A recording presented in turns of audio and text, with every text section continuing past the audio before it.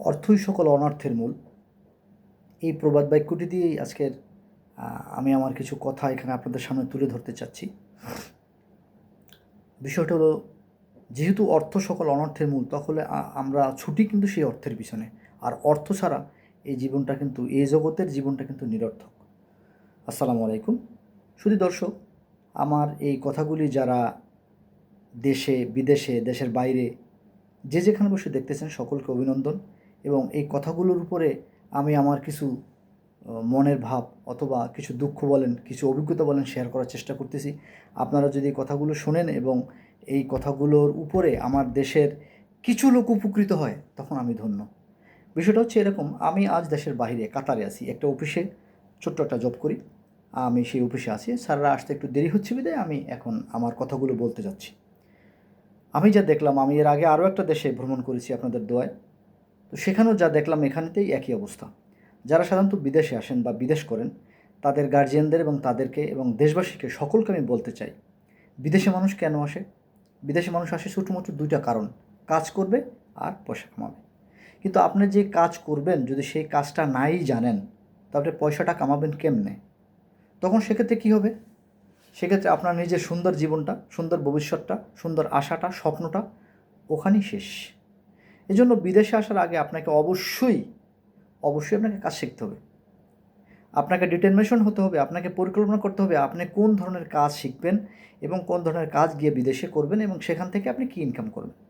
বাংলাদেশের প্রেক্ষাপটে যখন আমরা শুনি যে বিদেশ যাব, তখন পাগল হয়ে যায় বেশিরভাগ মানুষ।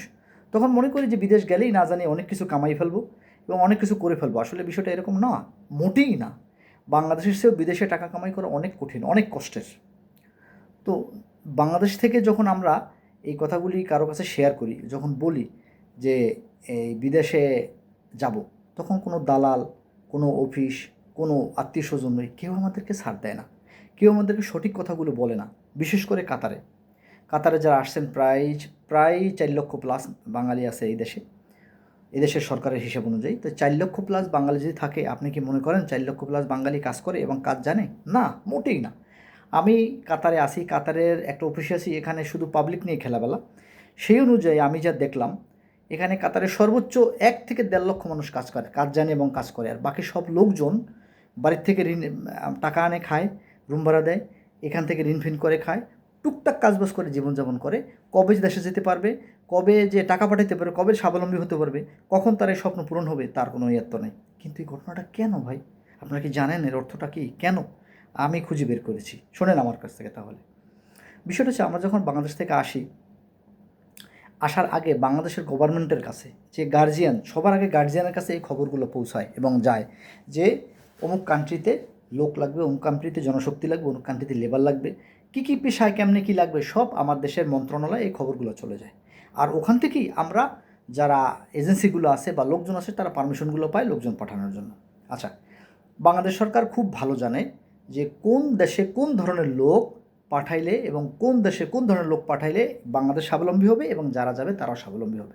কিন্তু দুঃখের ভিতরে আফসোসের বিষয় হচ্ছে, যারা আমাদের গার্জিয়ান, যারা আমাদের দেশের কর্ণধার, বা যারা আমাদেরকে মানে মন্ত্রণালয় বা সরকারি দপ্তরগুলো মেনটেন করে, তারা একবারও চিন্তা করে না আমাদের জন্য যে এরা বাইরে গিয়ে কী করবে, এরা কী যোগ্যতা আছে এই লোকটার।